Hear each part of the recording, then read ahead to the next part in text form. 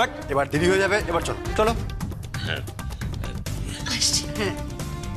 যমুনা, যদি হেরে যাস তাহলে কিন্তু এ বাড়িতে আর ফিরবি না।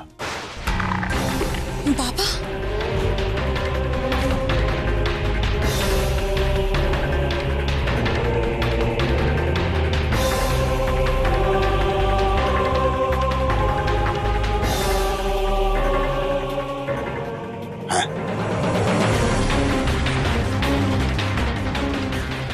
তোর হেরে যাওয়া মানে কিন্তু আমার সম্মানহানি হওয়া।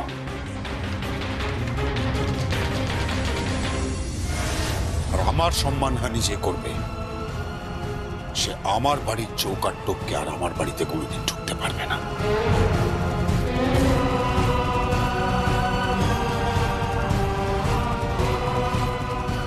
পৃথিবীর অন্য কারোর জন্য নয়, আমার জন্য তোকে কিন্তু জিততেই হবে।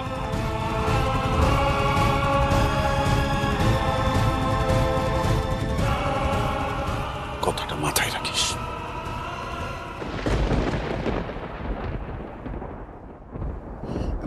আচ্ছা ঠিক আছে যমুনাবতী, চলো আমরা তোমাদের এগিয়ে দিয়ে আসি। হ্যাঁ হ্যাঁ,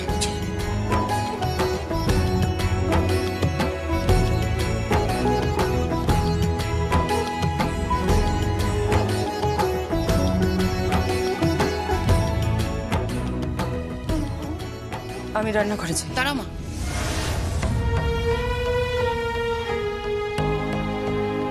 কি আড়াল করছো তুমি মা? কাকে আড়াল করছো? কার জন্য তুমি যমুনা বৌদিকে মন থেকে সরাসরি আশীর্বাদও করতে পারলে না? কে হয় তোমার সম্পর্কে ও বলো?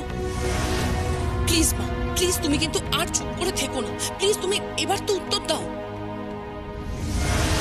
সে কিন্তু এই বাড়িতে একটা প্রহেলিকা হয়ে গেছে মা। আমাদের বাড়িতে দাঁড়িয়ে আমাদের সকলকে সে অপমান করে গেছে। আমাদের পরিবারের সে সর্বনাশ চায়, বলেছে নাকি আমাদের বাড়ির ভিত নাড়িয়ে দেবে। আর তুমি তার সঙ্গে গোপনে দেখা করতে গেছো। প্লিজ মা, এবার কিন্তু তোমাকে উত্তর দিতেই হবে। প্লিজ তুমি চুপ করে থেকো না, অ্যানসার মি প্লিজ। কি হচ্ছে কি গীত? গীত, তুমি মায়ের সঙ্গে এভাবে কথা বলতে পারো না। তুমি প্লিজ আমার মায়ের মধ্যে কথা বলো না। 100 বার বলবো, মায়ের সঙ্গে কি এভাবে কথা বলে? উনি তোমার গুরুজন। বেদ, আমি জানি। আমি কেন জানবো না যে উনি আমার গুরুজন? আমার মা আমাকে জন্ম দিয়েছে, কেন জানবো না? আমি জাস্ট একটা সিম্পল কোয়েশ্চেন করেছি যে মা কেন মন থেকে যমুনা বৌদিকে সরাসরি আশীর্বাদ করতে পারলো না। That's it. কি হলো? তুমি জাস্ট এরপরেও চুপ করেই থাকবে তো মা? কিছু বলবে না তুমি? তোমার প্রশ্নের উত্তর দিতে আমি বাধ্য নই গীত, আর এভাবে আমার সঙ্গে ব্যবহার করবে না। না মা, তোমাকে উত্তর দিতে হবে। প্লিজ তুমি যেও না। গীত প্লিজ, অশান্তি করো না। আমি কোনো অশান্তি করছি না কিন্তু বেদ। আমি জাস্ট একটা নর্মাল কোয়েশ্চেন করছি, আর সেটার উত্তর পাওয়ার অধিকার আমার আছে। গীত,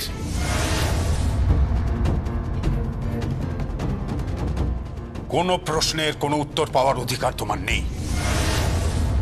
বাবা, হ্যাঁ, নিজের কাজে যাও আর অযথা তোমার মাকে আর উত্তপ্ত করো না। তাহলে আমি ধরে নেবো তো বাবা যে এটা আমার বাবা মায়ের লড়াই? কি বলতে চাইছিস কি তুই? আমার বাবা চাইছে যাতে যমুনা বৌদি যেতে। তাহলে কি আমার মা চাইছে যাতে ওই তাথই যেতে? কি?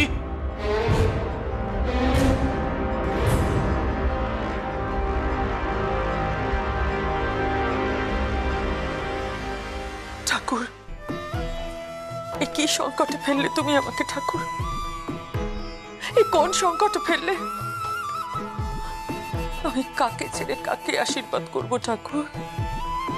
আমি কি করে বলবো যে একে নয় ওকে জয়যুক্ত করো? এ তুমি কি সংকটে ফেললে আমাকে ঠাকুর? মায়ের দিচ্ছে বড় জ্বালা ঠাকুর, মায়ের দিচ্ছে বড় জ্বালা।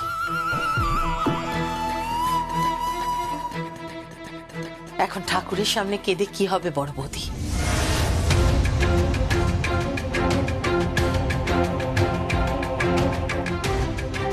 সেও কেঁদেছিল, অনেক কেঁদেছিল এই বাড়ির সামনে। তার চোখের জল তো বৃথা যাবে না বড় বৌদি। তাই আজ যমুনা হারবে, হারবে যমুনা। অবশ্য কেউ জিতুক আর কেউ হারুক, সব তো তোমারই বড় বৌদি।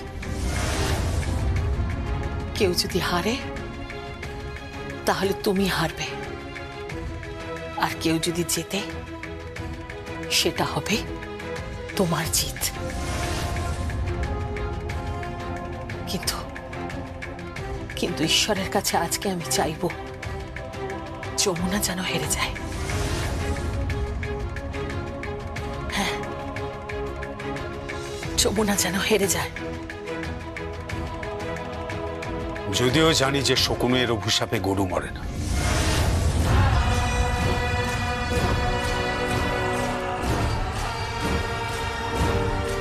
তবুও বলবো তুই অন্যায় করছিস।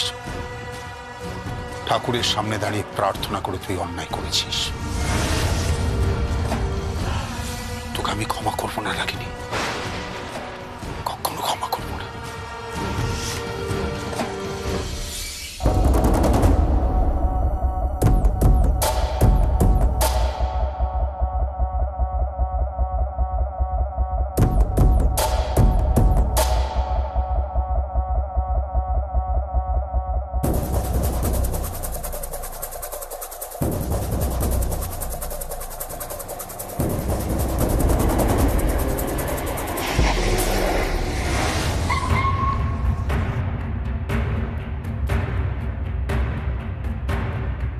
আরে কি আশ্চর্য, গাড়িটা এভাবে দাঁড়ালো কেন? ম্যাডাম আমি দেখছি।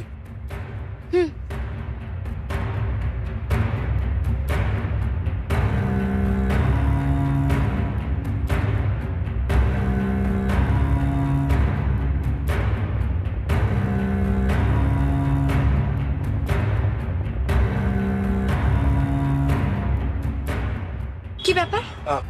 ম্যাডাম সামনে প্রেসের গাড়ি দাঁড়িয়ে আছে, ওরা কিছু প্রশ্ন করতে চায় না।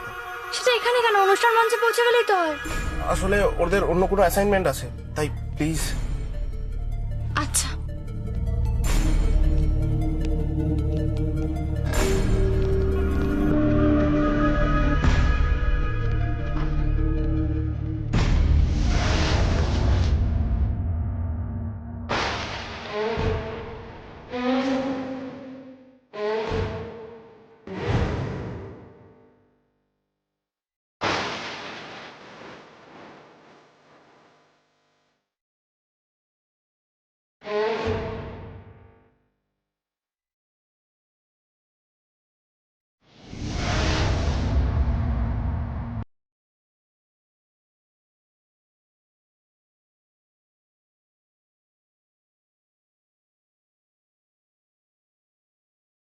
তো সেই তেজ এখন কোথায় গেল? হ্যাঁ,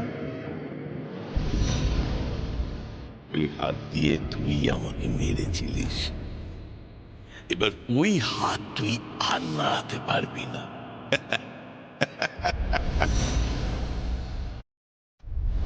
তুই নাকি প্রতিযোগিতা করবি দেশ দশের সঙ্গীত বাবুর রায়বাড়ি, মুখ উজ্জ্বল করবি। ঢাকে বোল বাজাবি, বাজিয়ে দেখা না। বাজা বাজা বাজা। তোর হাতে অনেক দম ছিল যে।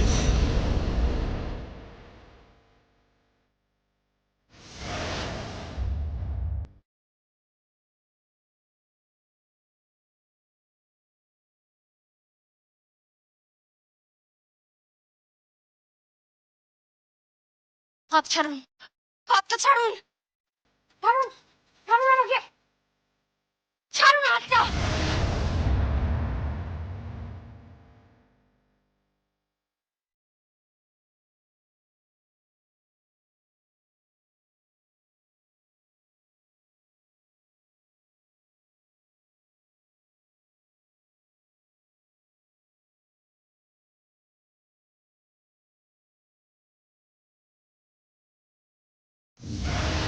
শুরু হচ্ছে তাল দ্য রিদমের ফাইনাল এপিসোড।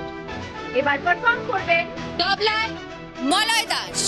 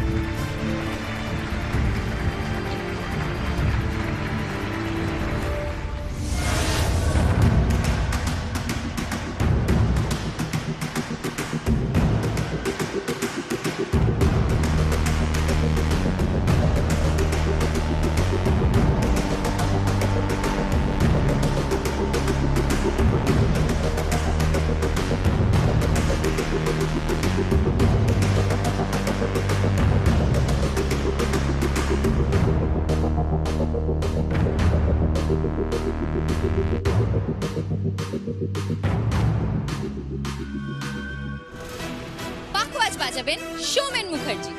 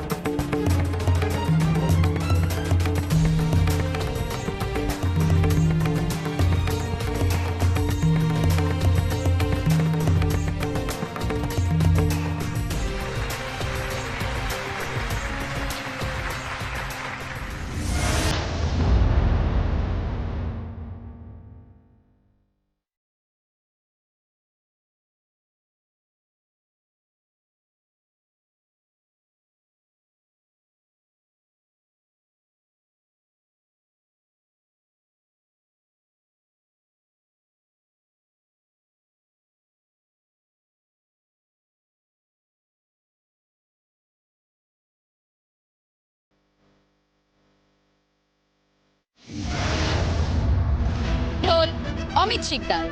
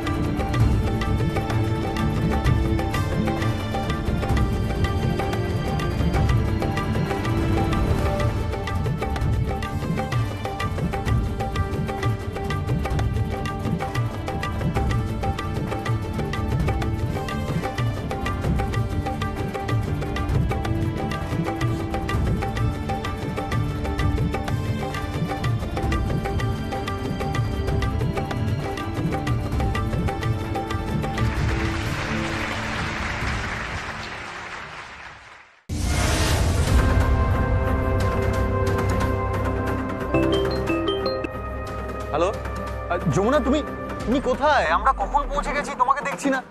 আরে দেরি হয়ে যাচ্ছে তো, তুমি কোথায়? ছোট কথা বাবু,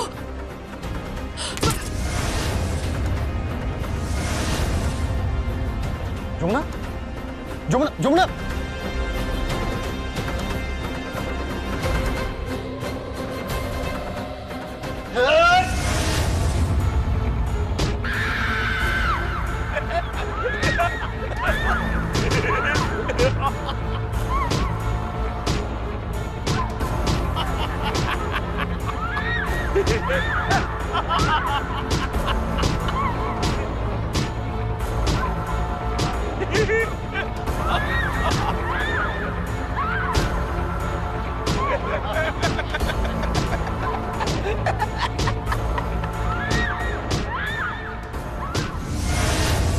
খাত্তামে আছেন সঞ্জয় শীল।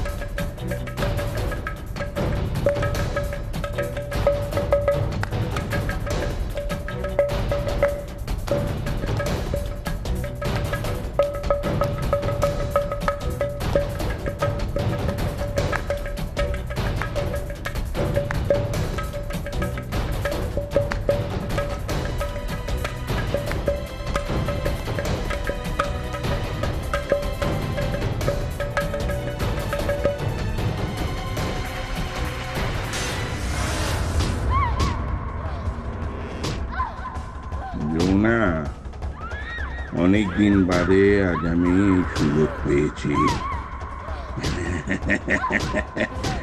ঢাক বাজিয়ে তুই চ্যাম্পিয়ন হবি, চ্যাম্পিয়ন। তুই নাকি মেডেল পাবি, তুই ট্রফি পাবি। কিচ্ছু ভাবি না, আমি বললাম এই প্রতিযোগিতায় কিন্তু ওই তাতই জিতবে।